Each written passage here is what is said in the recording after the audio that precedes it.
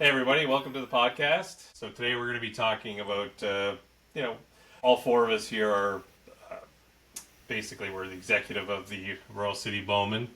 So myself, I'm Chris LaFleur, CEO, also a host on the Let Down podcast. I'll pass it over to Valerie. If you want to introduce yourself in here. My name is Valerie LaFleur, and I'm the full title is Director of Athletic Development and Programming. It's like such a very long title, but so what I do is I take care of athlete development, the 3D team, any kind of league nights, tournaments, and events. That's kind of what I do. I kind of organize it, and then we work together to put it together.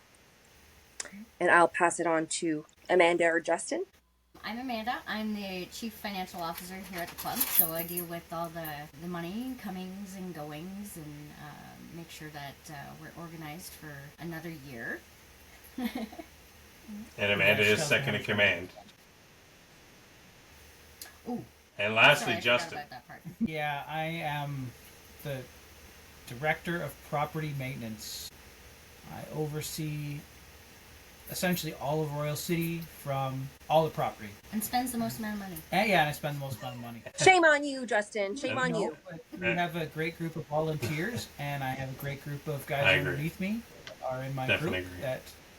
that, and our volunteers are, I swear, the best at any club.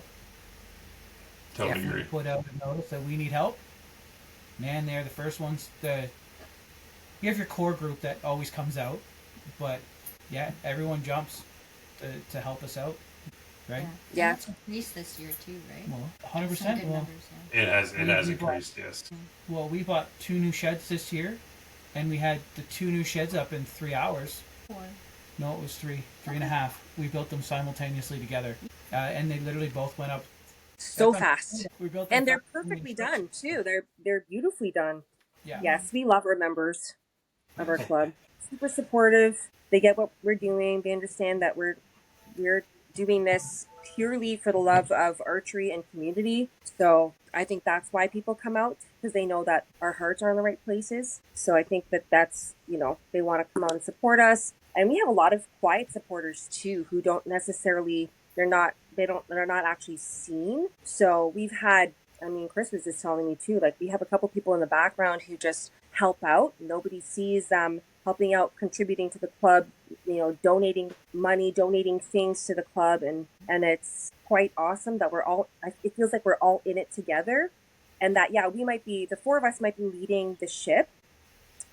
The people are really what's kind of like they're the engine. They're kind of like moving us forward, so it's really a fantastic community that we have here at Royal City. Totally agree. So there are 5 of us. Chris Diabatista's not here. He's the director of what is he? Public relations. Public relations. Yeah, he does he does a lot of our sponsorships and that sort of thing. Works on that on the end of that thing. But he's a pretty busy guy. So, he doesn't get to attend a lot of these meetings and a lot of this. But so far he's come through, and he's again, just like all of our other volunteers, dedicated. Wants to make this club work. So just a little history on the club. We are located in Guelph. We're near Guelph Lake. The club's been around since. So the club was incorporated as a not-for-profit in Ontario in 1982. Before that, it's been a couple of things. It was a hunt club. It was a German club, and then it was a nudist colony for a little bit, which I always get a little kick out of that one. So That's everybody's favorite. Yeah.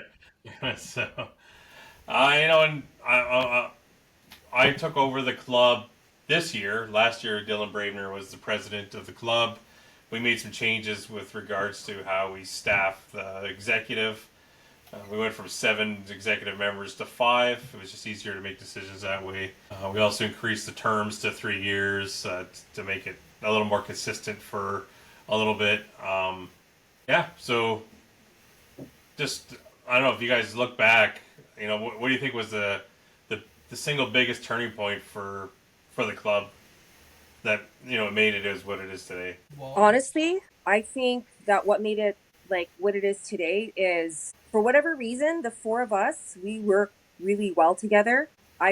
we're on the same page. We all want the same thing. And I just think that our skills and talents really complement each other's skills and talents. Like we just, whatever I don't have, the three of them have. And, I would say every member on this board is a really hardworking, strong member with integrity. And, our hearts are all in the right place and we all have the same kind of goal in mind. And a lot of the times when we work together, we don't really have to tell each other what to do. We just kind of know. Like yes, we communicate, but it's almost like we just get what we're supposed to do. We work really well together. So I think that's the biggest turning point is our interaction with each other and the people that we have on our board.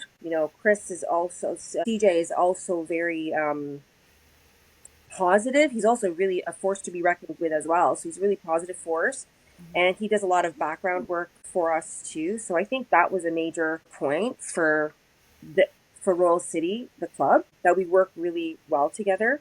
And as far as what I'm hearing too is, I think we're just doing something different than other clubs right now. Like maybe in the past clubs had been doing what we were doing, but I think right now we're kind of offering something that's not quite out there. And I do have to say, like, Dustin, you change around those targets all the time. And at first I was like, I've never, like, I can't get a grip of this new, the way it is now. It's like, I just learned how to shoot it the other way. And now you change it again. But I think that's a real selling point. I think people love that. And I think people, like, it gives people novelty. And I think, and you do it so fast and really well. And I think that is another thing that people love coming to our club because it's always something new. It's almost like you're coming into a new club every single time. They love to hate it. But You'll hear Justin Yeah. in the bush. Yeah, I always do that too. I'm like, to Justin, give oh my credit gosh. where credit is due, Chris, who put the team together. So to me, that's where the turning point was. It's when Chris took over the club and then Chris put a team together or people in place, because if it wasn't for Chris, I would not have known about Royal City. I would still be shooting at shooters. I think that's a major turning point is the changing of the guard for the captain, someone who puts their heart and soul into it, the same ideas, and that was a starting point, and you can always see a starting point, and then you'll have little points after. And even with everything that's gone on this year, I think we're getting like a little bit of another higher starting point of something that's gonna go up, because we've gained a lot more members this year, just in pertaining to families. Families was a big increase this year, and that's what we wanted to do as a board as well, is to bring in more families, more kids, and have that community and to grow the sport and to nurture that in that generation. You're starting to see that take off from where Chris started when he took over, and that grew a little bit, and now it's starting to grow as well. So you have the initial starting point, and then you have all these other little starting points of other things that are just starting to go, which is great. Yeah. So and I look back to how the club was run before, right? It's not anything against anybody, or I'm not trying to say that I know better or what have you. It was just run the way all the archery clubs are run. They put on their tournaments. So those are some of the traditions we still keep. Like we usually do that long weekend tournament in the spring. We do a long weekend tournament in the fall, and in the summer we struggle to find a fun tournament to do, right? We've always struggled with that one. The good games seem to kind of was a bit of a, we only got 40 people come out.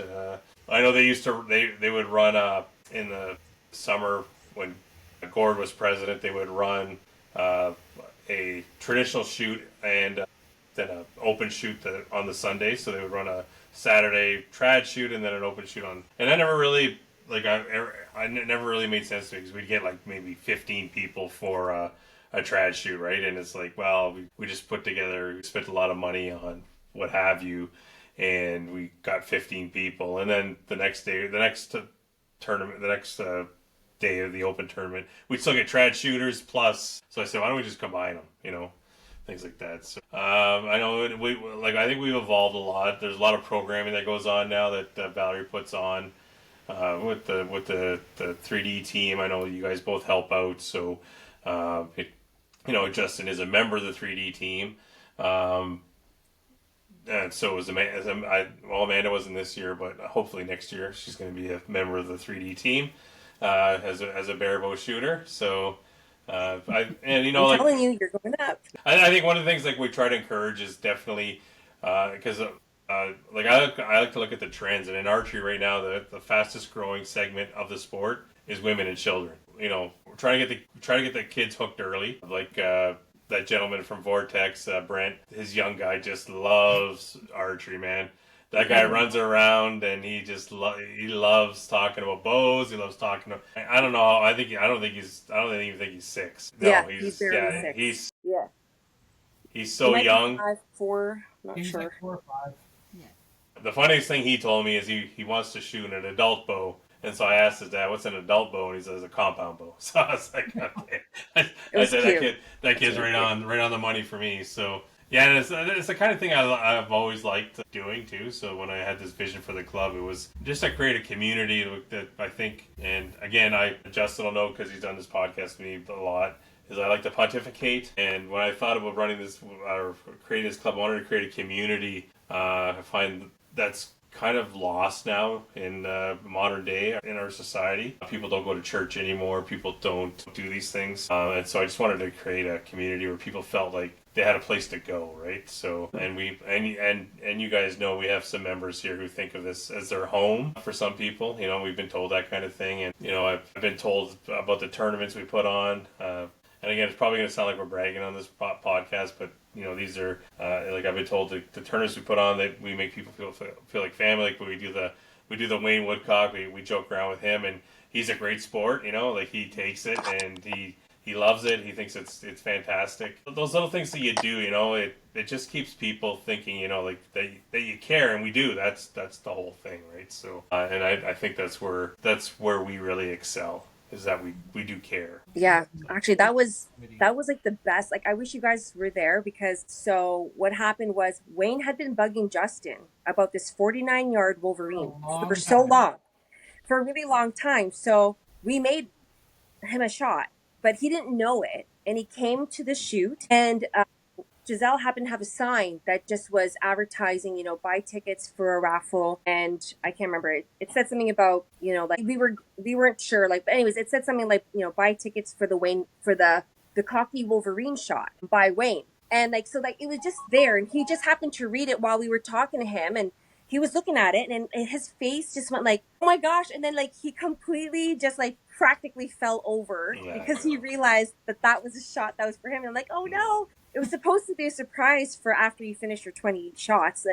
you'll see that what it was. And it ended up being a mulligan shot. But his face was just like priceless. It was hilarious. It was the best. He loved that sign too. I love that. Like he took it home actually. He said he was going to take right. it home. He did. He took it home. Yeah. Amanda has a talent with making, like, I mean, we've seen posters out there, but Amanda has a talent with using like colors and like composition. Just the poster looks so professional. So it does, yeah. That always elevates all of our shoots, all of our advertisements. So, Amanda made a poster and it was really cute. So the cocky Wolverine by Wayne. And so Wayne took it home too. So that was awesome. That was the best. He's like, I want to take it home. I'm like, you can take it home. I make another one. He's like, oh, next year it might be something different, like a frog. I'm like, I'll find a frog and I'll smack it on there. We just have to find a cool name for it. That's all. Something that rhymes with Wayne. The frickin' frog by Wayne. Frickin' frog. So the other big changes we made is the way you register. And I know we had a bit of a hiccup at the beginning where we did pre-registrations and some people were a little bit upset about it.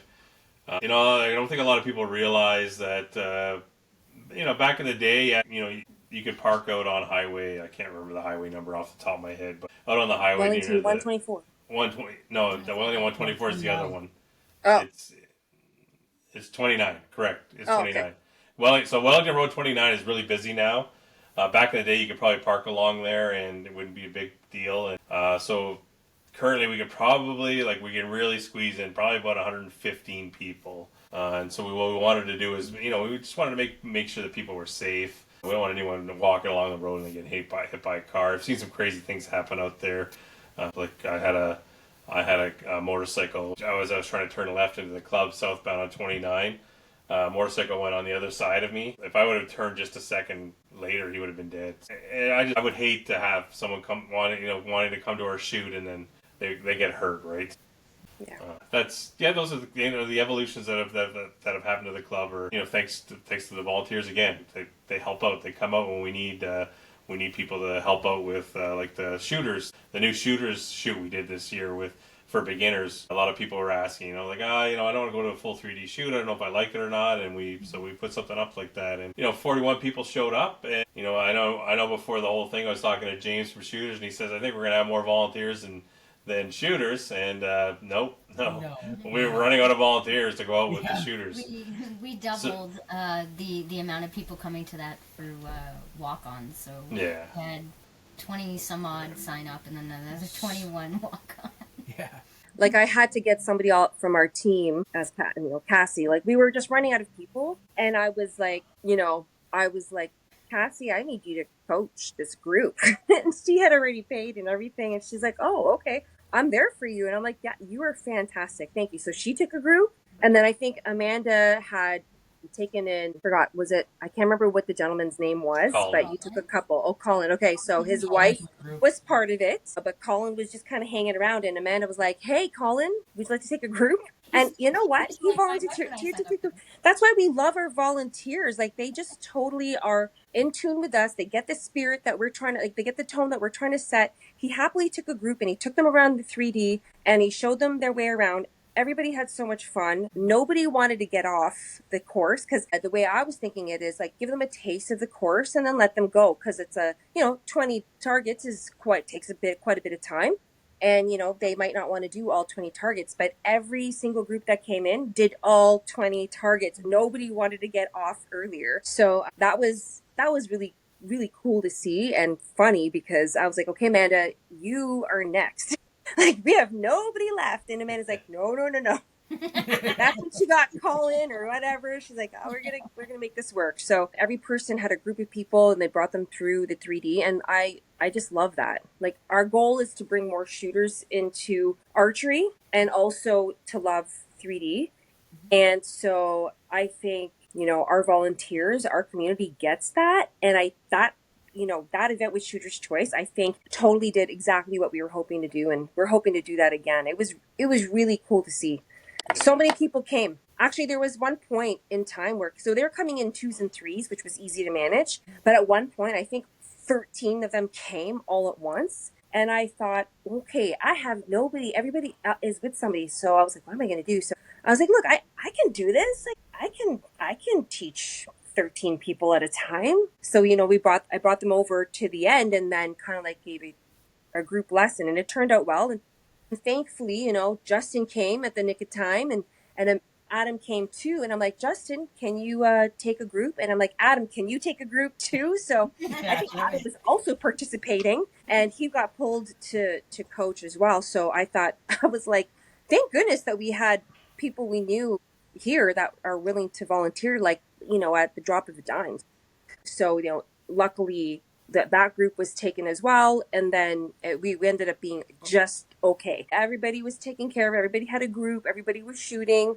And it turned out to be such a great event. And it was a beautiful day too. So, yeah, I think a lot of people don't realize too, like, behind the scenes, what's going on. Like, it just seems like everything runs flawlessly. It does run flawlessly, but it's because, someone takes up it's because we're running around, right? Because someone takes up the reins and kind of makes the big calls, and it sort of comes off where people just don't realize it. It seems like a well-oiled machine, but sometimes it's not, right? So, and I think it would actually surprise a lot of members how much time that we put into the club. Well, it's like, it reminds me of like synchronized swimming. Like above the water, they're like perfect and everything is like so good and organized, but their feet are kicking like mad under the water, and that's us. That's like right. We look like, by the time we get to the event, we're organized. We know what to do. We also get along like really well, but then like we also really are kicking our feet, working really hard to make it to make it run smooth. Like, we're all busting our butts around here, so that's part of it too. Yeah, so the one thing I've always struggled with, because I remember when I was first the membership chair, the gentleman brought up a good point, and I still struggle with it, is sort of balancing the needs of the competitive archer, because that's my background, that's Valerie's background, and that's Justin's background. We love competing. Justin really loves competing 3D. Valerie and I are 3D and indoor. But how do you balance? And this is something we should be thinking about in the future, like balancing the needs for competitive archers with the needs of the casual. The guy who just comes out and shoots, and with his family. And we have a lot of those. We're starting to have a lot of those now. There's a family that comes out. I believe the dad's name is Thomas, but and he brings us two little guys out there. They're the cutest things when they're shooting out there. But and I don't know, it's something to think about. I don't know if anyone has ideas off the top of their head. I have no ideas. I'll be honest. And like all I do is just I'm friendly to people, right? If there's a kid on the line, I'll give them some pointers, and I'll first ask the parents, of course. Do you mind if I work with your kid a bit? But some people just want to shoot. They don't really care to get better or what have you, right? So there's nothing wrong with that. And I find sometimes we may be, and that's the one thing I know you can't make everybody happy with.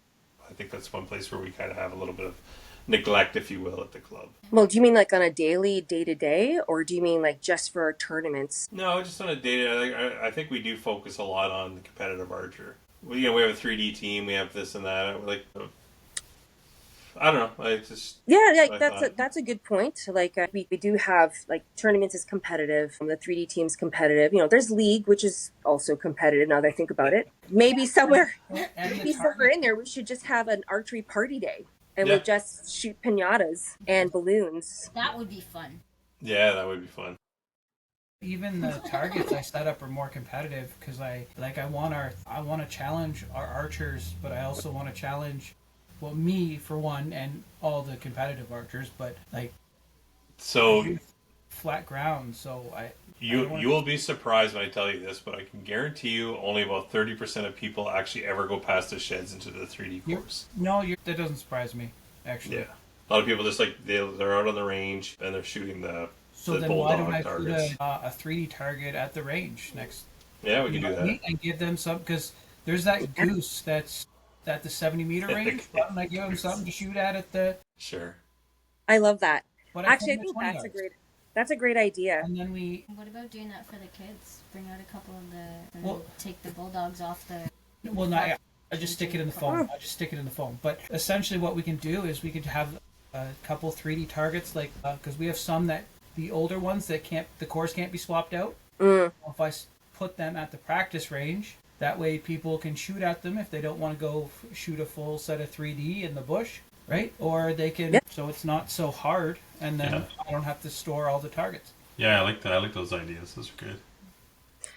And then it also gets people kind of used to the idea of doing 3D, because I remember when I first started 3D, I don't know if you remember this, but Georgia and I came to the 3D range alone. It was just us. And we had not really shot 3D before ever. I don't think I've barely ever done it. So going in for me I was always like, I'm not yet ready. I'm not ready. That was the thinking. I'm not ready. I don't know what to expect. There's no way I'm ready. So we went there a couple times, and I never shot 3D because I always said, I'm not ready. If there was animals on the range, I wouldn't have been so nervous about it. I think maybe that's a great idea, and then it would make me go I can. If that's all that's out there, I can do that. Put one at 20, maybe one at 30 or so, or 40. Yeah, or that's a great idea. Or the other thing we might do as well is just when we advertise the shooters, or we had shooters advertise the beginner shoot. Maybe we do that internally in our own club, right? Where it's you want to just give this a try, you put 2 or 3 targets in, and if you don't like it, you can head back. And you know what I mean? So, and bouncy castles are always great too. So I don't know. Brings the kids in. I'm not allowed on bouncy castle anymore. Yeah, actually, now that the more I think about it, I'll put a couple 3D targets. That's a good idea. Practice range, and then it'll get rid of the jitters. Yeah. Right. Yeah. Yeah, that's what I'll do. Cool. Yeah. And maybe we will have just a really casual, hey, if you want to come in on this day, we're going to have balloons and paper plates, fun paper plates. There are these really fun paper plates I found at Dollarama. They're all faces of animals. So Nice. there's like a frog face, a pig face, a sheep face, a cow face. It's really cute. That would be fun. So like maybe we could get one of those. Like that'll be a fun day. Like it'll just be casual. We could just have it open for everybody. We'll have to put it on our list of events for next year. We looked at our events. Because we were just talking about, what we can handle, like if for the next year. Because honestly, like we all worked really hard. We're exhausted right now. It's just been a crazy year. Good year, but crazy year. And I think I put out like a list of things that Amanda and I were just gonna just discuss next year's like events, and then we were gonna propose it to the board. And I wrote down, I swear there was an event every other week. Like there was our tournament, then there was a 3D competitive team tryout, then there was then we had a Father's Day event, then we had like it was like every other week we had an event, and that was just at the top of my head. That doesn't even include all the private events. We had Girl Guides, Exactly. cadets. We had a private event on Sunday. We're having Yes. another private event this Saturday. That's 2 in 1 week. We had a birthday party. We've been nonstop, but like we do it because we love it. We want people to come to our club and we want people to shoot. And it has been really, really crazy, the number of events that we've had. And, like I wasn't even at every single one. I don't know if Chris was even at every single one because we have like kid duties. I think Justin and Amanda, you guys were there at every single I think so. one. Like, But if I'm I'll tired, do it you again guys in a heartbeat. tired. Doesn't matter. I'd do it again. We pretty much all every single Monday and Wednesday for league this week, and then of course at the beginning of the year we had the membership days. I was there for all those too. And we did all of those. Yeah. Kat, who is unfortunately not with us anymore. Yeah, those were long days because that early in the spring is quite cold still. Yeah, right. It is for sure. Yeah. For sure. We need to Yeah, put you a were there buddy for a heater in lot that of shit. hours. We need to put a There's buddy a heater heater in in that there shit. now. But there's Oh, a is heater there? there now. There's But a no, heater there. originally it was we had our pop-up tent. So I would just open the doors, and but that's just before we cleaned it all out. And Yeah, actually did the admin shed. The table used to be against the wall, so they'd put Yeah. the scanner and the printer and all that stuff there. And then because she's with TELUS and TELUS sucks. If you have TELUS, do not go out on the range and expect a signal. She had to use my phone to hotspot and connect everything all together. I've got 100 gigs. Do you think I could use it out there? No. That sucks. It does. Apparently, if she's in Man. the back 40 or the back 20, like 21 to 40, she gets a signal. Full bars. But if she's 1 to 20, And I get nothing back there. not a single thing. And I'm like, Weird. and I get signal out by the octagon where we have all those benches. Do you think I get any signal anywhere near any one of those sheds? I can't. I'm not even in a shed, and it's like no. Mm-mm. No. Oh my gosh. yeah, So I've got 100 gigs. I'm like, what is the point of this? Oh, geez, that sucks. Oh my goodness. I didn't know that. I didn't know you weren't getting any signal.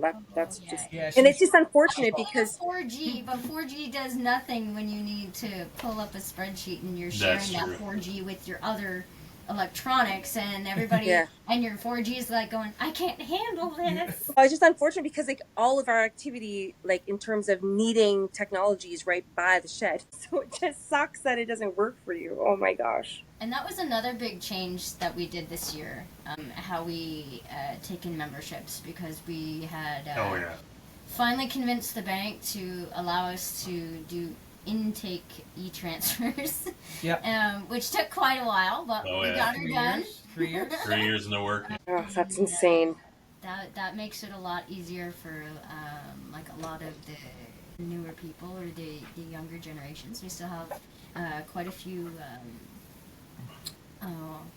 seasoned members that still like using cash, and that's totally fine. And then the whole way that we can do membership IDs right Yeah. on site That's awesome. has been really, really, really good. We've got we invested in a mobile printer so we can print signage.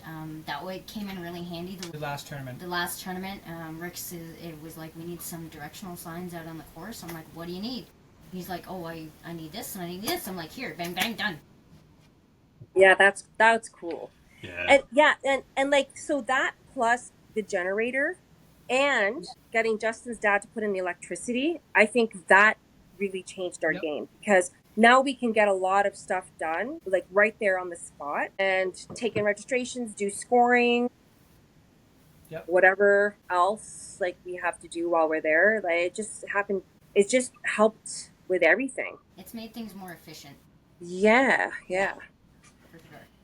Yeah, like, and I never would have thought about getting a generator out there, but it made a lot of sense. Our laptops can run now for as long as Oh, we yeah. need to. Could, like, charge our cell phones if we have to. Like it's really Yeah. made a big difference. So getting back to tournaments and events, we talked a lot about the events, but this year we did the Full Draw Caribou Cup that's put on by the Full Draw podcast and the Caribou Media podcast, which is Yes. Josh McKenzie runs the Caribou one, and CJ Dibatista and brother, that's what they call him on the podcast, but Gary, they run the Full Draw podcast, and those guys really went to town with getting a lot of the prizes, etc., which helped. It helped our club. Like our spring event usually gets 90 to 100 people. That's what we got this year. But with the prizes they had put out and we did some 50-50. I think we were able to raise almost. Overall we raised $6,000. We spent about 2,000, so we made about $4,000 off that tournament.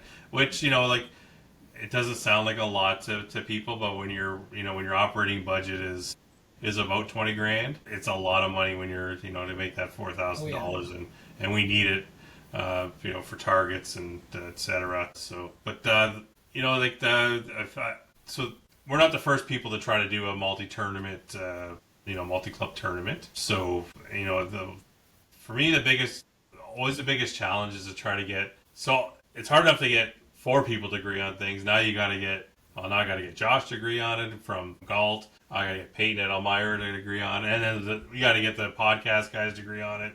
And how that came together from a planning perspective. Obviously, there was hiccups at the beginning. There was we didn't have enough tickets, or we didn't have this, we didn't have that, or the scores. We were still trying to figure out that system. The pre-registration, obviously, we talked about that earlier. Some people didn't like it, and it wasn't advertised right. Again. We get back to it. Nobody's perfect, right? We're definitely never going to claim to be perfect. We're learning how to do this. But I'll be honest with you guys, I know only Justin came to Elmira, but the people that came up to us after to say, this is fantastic and how great it was, were so many people who were so happy about, the work that was put into it.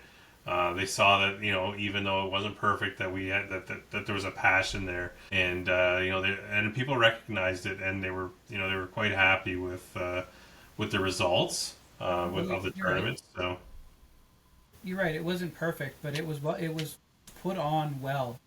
Yeah. From behind the scenes to in front of the scenes to the prizes to everything. Everyone did an awesome job. Caribou Media and the Full Draw podcast. They killed it, and even the clubs. You look at Elmira. Elmira put on an awesome fantastic shoot. And then you look at Josh at a Galt. He also put on an awesome shoot. And then, well, of course, I think we did a good job at Royal City. But he's a little biased. But I'm a little biased, right? I agree. But so I think I agree with everything you're saying. It was a lot of work. Let's be honest. At our club, we are kind of the test club, right? So it was a lot of work.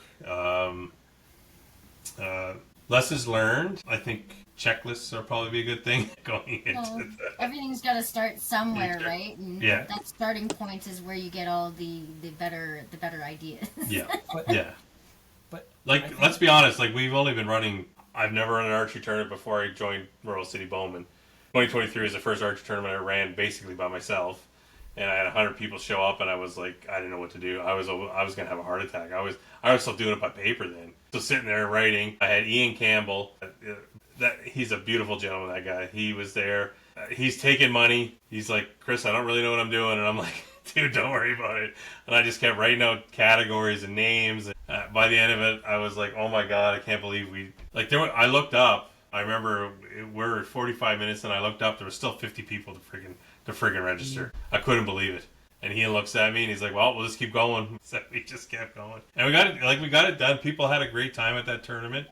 And they just kept coming back. So, and again, it's the old membership bought a lot of nice targets. So, kudos to them for that, for, knowing that that's what attracts people to the game. We have a great property. So, and, but getting back to the FDCC shoot, I think that next year's is going to be just that much better. It's going to eventually get to a point where, the prizes aren't going to be what really matters, right? It's going to be the shoots. So, and again, that sense of community, we'll always be like the money part of it is, I think that's the other thing that's making our tournaments a little more attractive. We started doing like a money category, and like the real competitive guys, that's what they want to do. They want to test their mettle, and I think we gave them that kind of venue. Not that we're the first club to do that either. You've got Porcupine Hollow, you've got Southern Canadian, but they're a one-off. They do it once a year, and again, great shoots. Rose Hall is a great shoot. Porcupine's a great shoot. The Southern Canadian is one of my favorites. So, and again, like, we're always borrowing ideas from each other. I borrowed a lot of ideas from the way Bruno does registrations and that sort of thing. So, and then you guys, I'll come up with the idea and you guys figure out how to do it, and that's again what makes this team so great. Like we were thinking about, even if you get to something as silly as the membership cards. Well, how do you do membership cards? We don't have a printer on site. You get these little printers, and you run a generator, and That was her idea. it's 2 seconds on Amazon, and it's all figured out, right? So that's because we had a great volunteer there too. Like Kat was a fantastic volunteer. We probably overwhelmed her at the full draw shoot. Maybe that's why she left. I know she left because she moved to London, but she was always like, man, oh man, that she worked so hard. All the shoots, all the membership things. She was just a fantastic volunteer, and like a lot of that's you can say that about a lot of them. Like, you got Eric, you got Luis, you got Rick. Rick's does the lawn maintenance. He takes care of all the equipment. He's without that guy, the place just falls apart, right? So, 100%. Yeah. and he loves it. Like, he loves doing it. So, and nobody's getting paid. That's what I tell everybody. It's like, nobody's getting paid. Nope. They're doing this because they love this place. So, and they love the community we've created. So, And we don't care about a lack of sleep. That's true. Okay, so to get back to the volunteer base, like, building a good volunteer base is tough, right? So I know, like, we came up, but this wasn't my idea. This was actually Luis's idea. Do pancakes. Yeah, Burgers. Have burgers for lunch for people, like, just so people can set up the tables. People sit down. They start talking to each other. And that's what, like, my idea for League the first time we ran League was because I noticed a lot of people came there by themselves. They would go shoot the 3D course. I'm like, it'd be great if they'd be able to shoot with somebody else, right? Or 2 or 3 other guys. Or sometimes I'd go out with them because they knew me from doing memberships. So I said, I'm going to put League together. And then part of the rules of League that year was you had to shoot with somebody else. And like, a lot of guys met each other there. Like, they became friends through, and they still have I know Misha still talks to a lot of the younger guys that he met at and they don't even come to the club anymore because they've moved to Parry Sound or they've moved away. And he still talks to them because they formed like good relationships. Some of those ideas really have again, the idea of creating a community was it's always kind of my key goal, is to create a community. Yeah, and it was really evident too that we created a really good community when, although it was a very specific one, like when we went to the SEC and we had, like, that was the first major tournament we had where we actually had our club jerseys on and competitive jerseys. Fantastic. And there was like a good 20 of us that was there. And, that feeling of being around people who love doing what you love doing, are happy to just hang around and chill out and offer food and just sit together and chat about nothing. It's actually a really good feeling. And we're all different ages. We all have different backgrounds. We all do something else for work. We all have different everything. And yet somehow we come together. We all get along. We hang out. We laugh. We have fun. And it's just a great time every single time. And that's you know, that's special. That is something very, it's, I don't know if it's, I don't know if it's rare. It's that I have rarely been been part of a community where I really feel like, yeah, actually, I really belong here. Like, I might look different, I might have a different background in what I do, but, you know, it's like, I feel like it's almost like Cheers, you know, where everybody knows your name and you kind of go in there and everybody knows who you are. You hang out, and you just kind of sit at the table or sit with everyone, and no big deal. It's like you just belong there. You're friends with everyone. So that's a And really cool feeling. the funny thing too is we've got some gosh darn good shooters. Like Yeah. we got some real killers out there, but they still talk to the guy who's just an average shooter. They'll help that guy out or whatever. You Yeah. know, like you look at a Benoit, a Johnny Jack, an Evan Jack, CJ. CJ's a great shot as well. You know, but you know they'll take the time to talk to you if you're struggling or whatever, right? And that doesn't happen in any other sport. Any Yeah. other Like, sport. even if you're going, even still in archery and you're going to target, there's not that sense of community in the same way as in 3D. Like, I'm sure people in target would be helpful still, but you know, when you're in that, when you're competing, there's no time. So, and then after you're done the tournament, there's nowhere, like, you're not hanging out. The tournament's done, you got to leave because the next flight's coming in. Yeah. So the feel is very different. So even though people are so friendly, they don't really have a chance to kind of follow through and act upon this friendly gesture. Whereas in 3D, you know, you have that opportunity because there's a lot of hanging around in 3D. Like, you're waiting for your turn to shoot, you're walking to the next target. It's a lot of waiting around, you know, get started, and a lot of, you know, you're waiting for your scores. So there's a more opportunity to kind of hang out and talk to each other and just hash out any issues or problems. And what I love about it is there's not really, like, at our club, there nobody's snobby. Like, everybody's willing to talk to everybody. And that was the idea, is that we wanted to have that kind of vibe where it was really friendly, and just you would talk to anybody, like anybody that came in, you just kind of like were open to it. And that's kind of what I see is happening. People are just, you know, friendly, happy to talk to each other. Hey, what are you working on today? And how are you doing? And, you know, they share trade secrets and equipment if needed, and, you know, whatever is needed. Like, well, like, I meant, like, you know, if you had like a scope or binoculars, or somebody was missing something, people are very quick to just offer, like, I have an extra this if you need it. So, like, not to say that that kind of like fellowship doesn't exist in the target world. I know it does, but like I just said, there's no chance to really act upon it when you're there. You got 90 seconds per end, and then you got to get off, and then you've got the next group has got 90 seconds per end, and as soon as you're done, you go and score, and you come back on again, and you get time. It's a very, very timed type of thing. So it is very different than 3D. And also 3D has prizes and like actual physical prizes, whereas in target you don't really, you get a medal, maybe you might get a medal, but not really much in the way of prizes. But yeah, that's definitely the beautiful thing about 3D. Did you guys have a favorite event that happened this year? So, I did love the Southern Canadian. Yeah. It was my first crack at ASA. I like ASA. It's a lot different than IBO, than what I'm normally used to. But again, I still came in with the same strategy. Shot for center and either took a yard or half a yard off, and hopefully I landed in a 12. But so I think Bruno put on a fantastic event. Yeah, for sure. I did like, as even though it was hot, I did enjoy the gulp shoot too.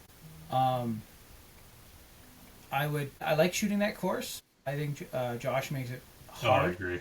Like, it's hard, but it's not impossible. And it's where he has some of his shots, he has a little more distance than we do on some of them, which I do like that too. But I think we have more trees.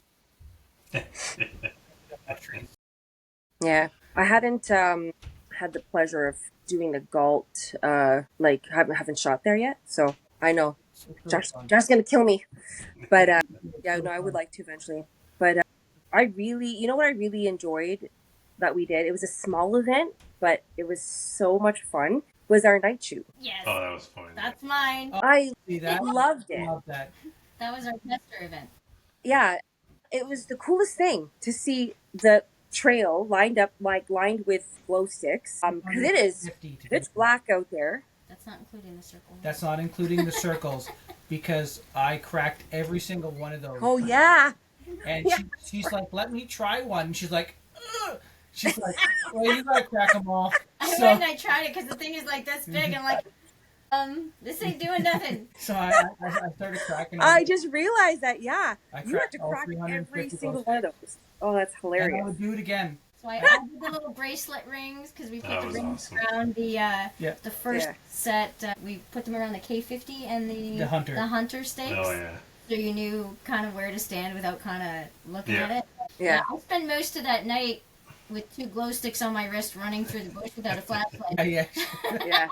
She Yeah. had one, by the way. She had one. I had one. I lost it halfway through because I gave it to Trevor. Yeah, but you still had a handheld one. But so it was just it was the coolest thing. So much fun, and like it was just so neat to see. The pictures came out It so was an absolute blast. so good too. And I hope we do it again this year coming. Yeah. It's a whole other shooting kettle of fish, that's for sure. Oh, it Oh was. yeah. There's nothing out there. And the only one I missed, and it's only because I got really excited, and so I shot target 5, then I went to target 6, where it's not 45 yards, it's only 26 point something, and I shot him at 45. You forgot to say it. I forgot to reset my sight, and I missed him, of course, which kind of sucked, but it was all right. Well, you weren't the only one that was missing targets. No. Yeah. That's for sure. I was missing Not targets too. that, because I knew I was gonna miss most of them.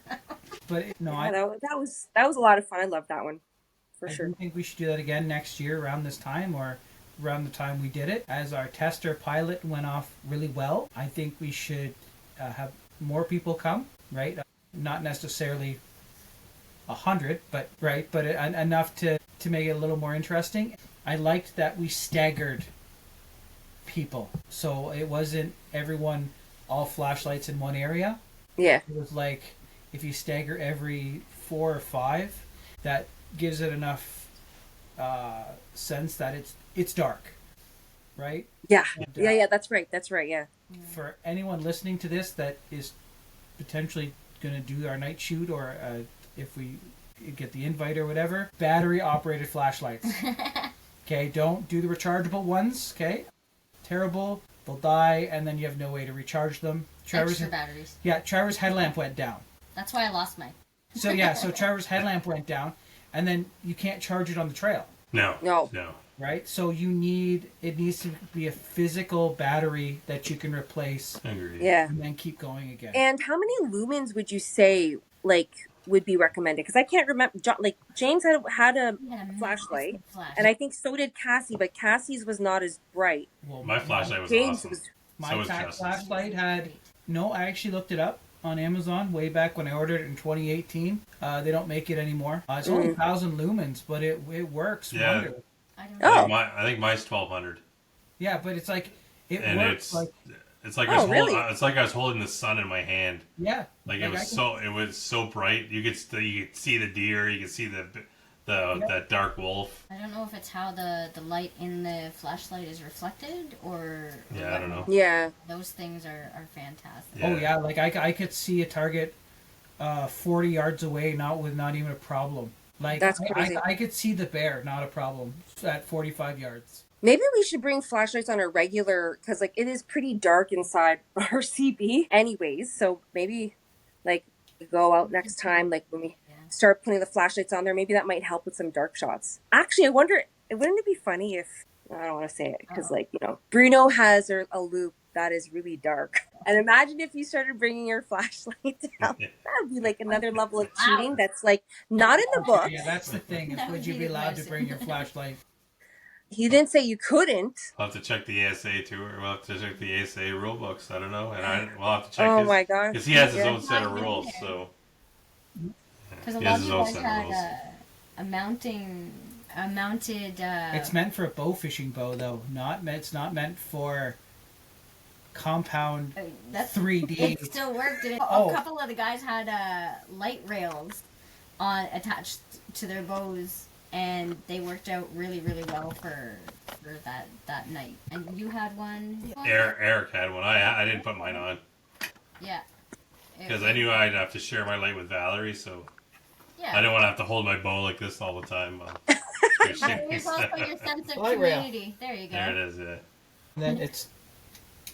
Oh, I took the battery out, but it's super bright. But yeah, that was. I don't want to. I don't want to be blinded. So thanks. No, I was man. aiming at Thanks for that. Amanda. Thanks. So you want to blind your wife? Okay, no A little problem. bit, yeah. I'm half blind anyway. It's fine. So I don't know if you guys used to watch. You guys remember the show Friends? Yep. And, you know, Joey or whatever his name was. I think he had a theory that there are no selfless acts, right? So it gets me thinking, like, why do you volunteer? Like, what makes you want to do this kind of thing? Like, for me, I'll start with myself. For me, it's I've always wanted to, like, I like building that sense of community. You know, I get a lot out of that. I used to be a really shy kid, so for me, it's like getting out and meeting people. It was always very difficult for me when I was younger, and now that I'm a little older and you know, starting to, I've sort of was able to come out of my shell. You know, I get a lot out of that, right? You know, getting to meet people and getting to learn about them and their about their families and all this stuff. That's what I get the most out of volunteering. Here's why I started in the membership as the membership chairman to begin with, so I could meet a lot of people. So I don't know. I don't know who wants to go next. I'll go next. If you guys haven't figured out, I think I'm a people person. Definitely. I couldn't figure it It out. doesn't come across that. No, I enjoy volunteering. I enjoy helping out. I don't even care about money. It's not even about the money, because money comes and goes. Well, you're volunteering, so there is. Yeah, but it doesn't matter. Don't give everyone the wrong idea now. Yeah, but I've helped. Jess has out got a friends for slush free. fund. I know. Like that—that's not a problem. Have helped out friends for free. I don't. Oh, for I don't sure. care. Yeah, for sure. Because I just want to hang out with you, Same, yeah, right? same. So why I took this on is because I enjoy helping out. I enjoy serving. Everything I've done has been serving in one way or another. Whether it was, say, when we were in kids ministry, or when I was with St. John Ambulance, or everything I've done has been serving other people. I got no problems about that. I'd do it again in a heartbeat. I'd do it all over again. So so when you asked if I wanted to take this on, and there is no pay for it, right? So I gladly take it over again and again and again, as long as the membership will have me, right? So He just has way too much fun. I have a ton of fun with the targets. I do that is my favorite thing to do, is to set up the targets and be like, how is this going to screw someone over, right? Because I make it hard sometimes, but I look at our shooters that we have, the Jack brothers and Benoit and Luis, and He loves your set. he does. But like you and all the rest of the other shooters, the good shooters that I'm forgetting, and even the guys we have come to our tournaments that are good shooters. And I mean the ones that are always on the top, and even the ones in the middle, and I want the ones at the bottom too, right? But I want everyone to come back. I want everyone to be challenged. I want to treat everyone the same, but I want to challenge everyone too. So like we have a lot of shots through trees at Royal City, because that's what we have. And so if you go to another tournament, or if you're actually in a hunting situation, you're not going to be like, no, I'm not going to take that shot. You're going to be like, all right, I got this, because I'd like to think I'm conditioning people to shoot through trees. And now you're not focusing on the tree, and now you're focusing on the animal behind the tree, right? You're not seeing, oh God, I'm going to hit the tree, right? So that's kind of where I come from anyways. But again, I enjoy serving people. I enjoy helping out. It doesn't matter how many hours. It doesn't matter. Amanda, how about you, Amanda? I think for You're me, always quiet, so. This is the people half of the relationship.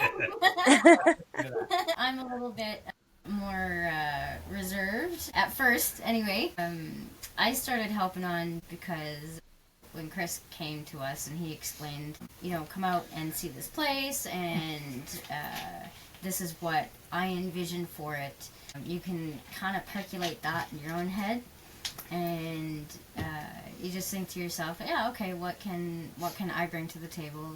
I started off in actually the social media aspect of everything. I like doing a lot of stuff behind the scenes, artsy-fartsy, and so hence where all the posters and stuff come in. So we started off on social media, and then we got into doing posters, and then we got into doing the financial work last year, which kind of runs into where my professional experience is. I went back to school at what was it, 30, 35?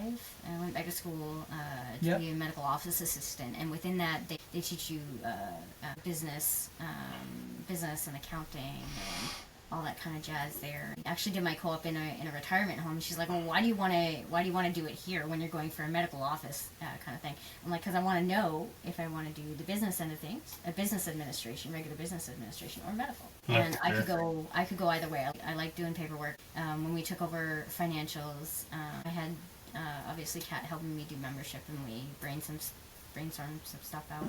I love being that little cog in your watch that makes everything go. You know, if you're missing it, you're kind of in trouble. Yeah. I like being that little cog or that little pin in the background that just makes everything tick. That's true, Amanda. Actually, that's a good point. You've accomplished that then, because I think we all recognize that, like, it's not even just in the money aspect. It's kind of just even in the way we run things. Like, you just know what needs to be done in order to get ready for the next thing that has to happen, and we don't even really talk or say anything, and just that's exactly what you do. You make it happen. You make it work, and you keep it smooth. You keep it going smoothly. Yeah. Yeah. Because we have some wild ideas sometimes. Yeah. Yes. Yeah, that spends lots of Yeah. money. And we try them, so.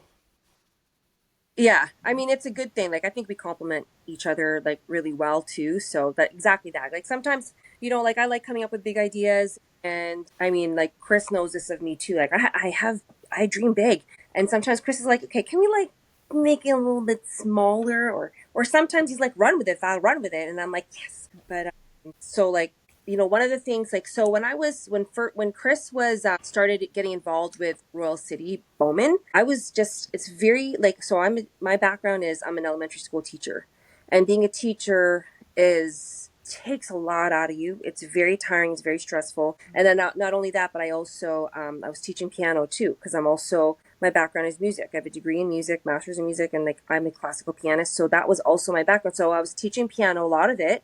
And then I was also like working full time. And that wasn't even all that I was doing. I digress. But the point is that Chris kind of like went into it on his own, because I was like, I have no time. Like, I have zero time to help you. And he did it for the first year. And then I could see where, like, like I heard all of the things that were really hard, like all the things that were going on that was like really difficult for him to do for like one person or two people, because like Dylan was helping too. So, but Chris had that dream. He really wanted this archery range to grow and become something. And I thought, you know what? Okay, like, so I rearranged my schedule a little bit. I did get rid of a few things that I was doing, but also that just happened naturally. But really what I wanted to do was help Chris grow whatever dream that he had, because like that's just what we do for each other. Like, we support each other. So, and then I realized that actually I could have a lot of fun, because like we had already been doing 3D before Chris kind of took on the club. So I thought, oh my gosh, like we could be shooting 3D together a lot. That's good.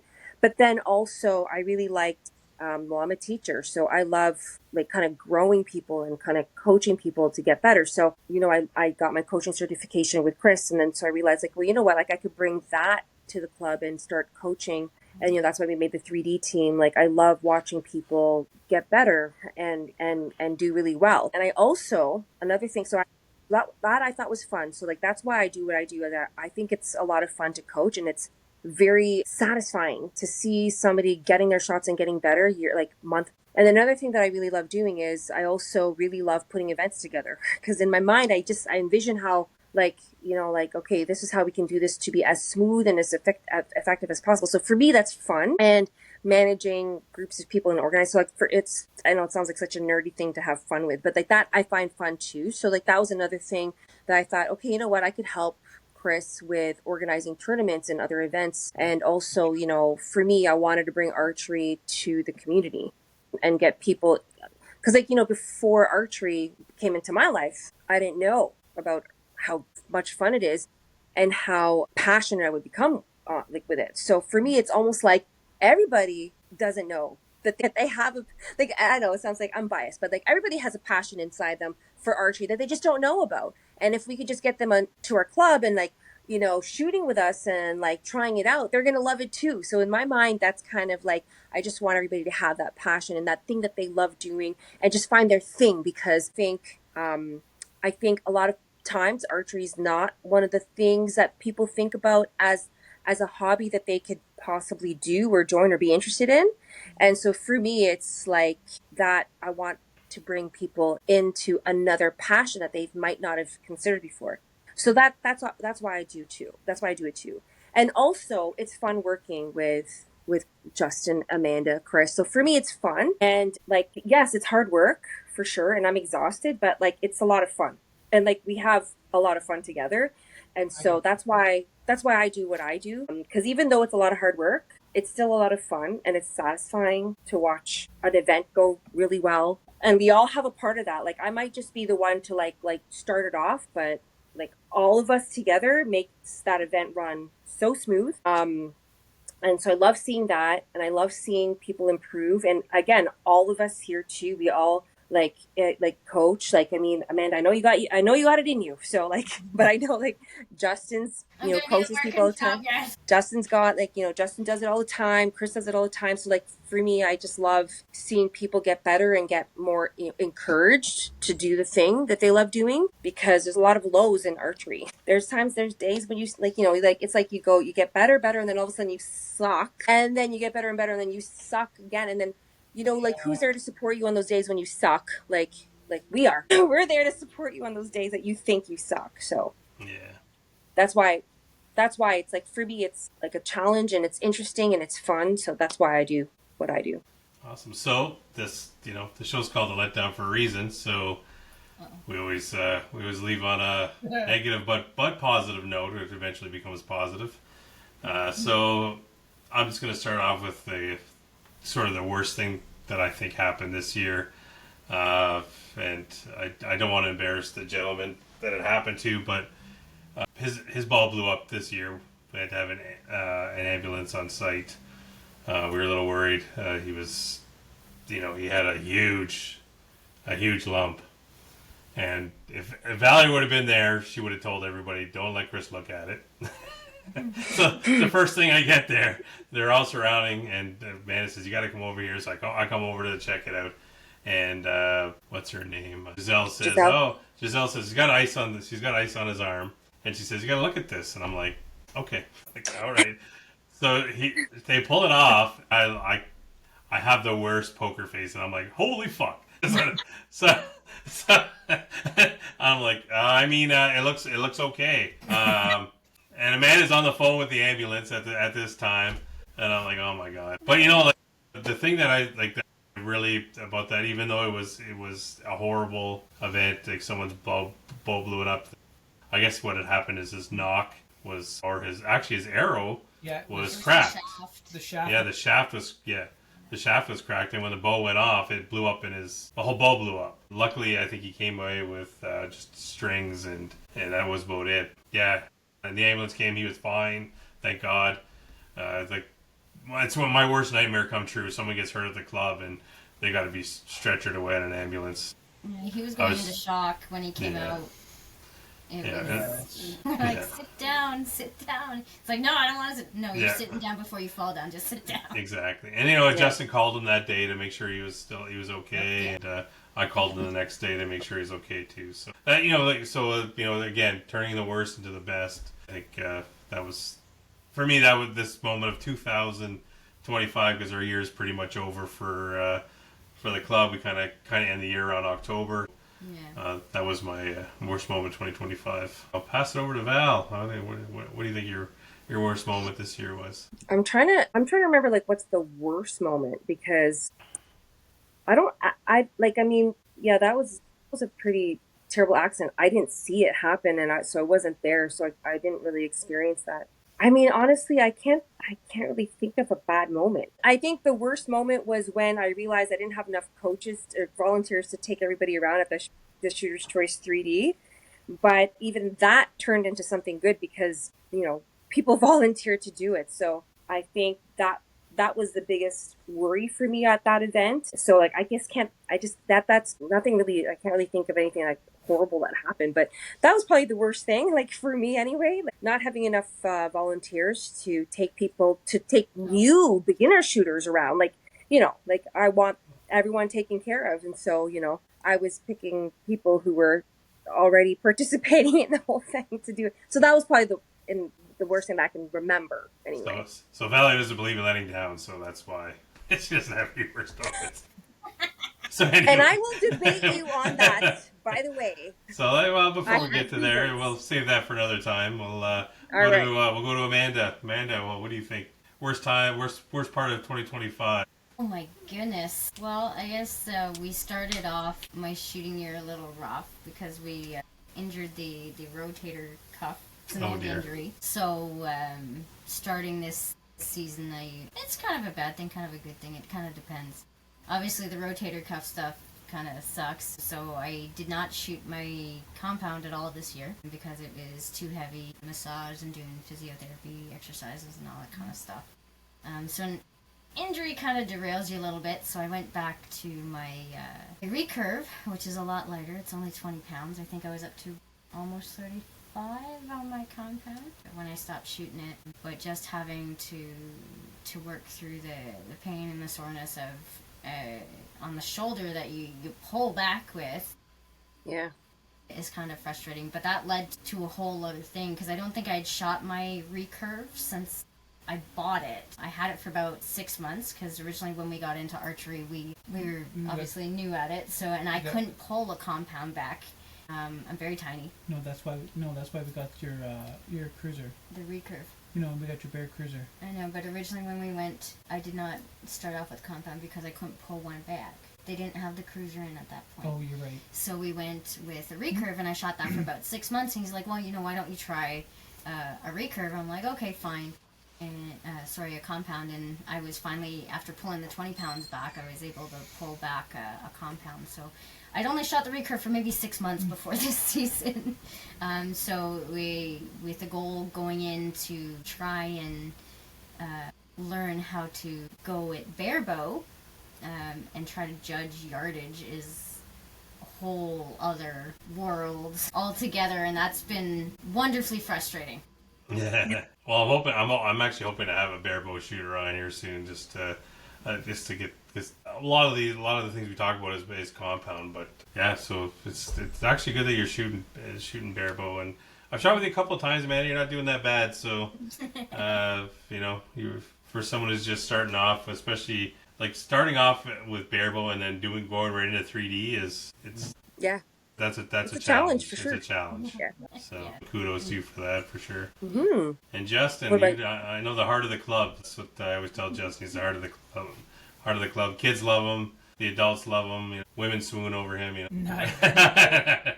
Glow. Worst time. It was worst moment of 2025, anyways. I would have to go back to when our shed collapsed. Ooh.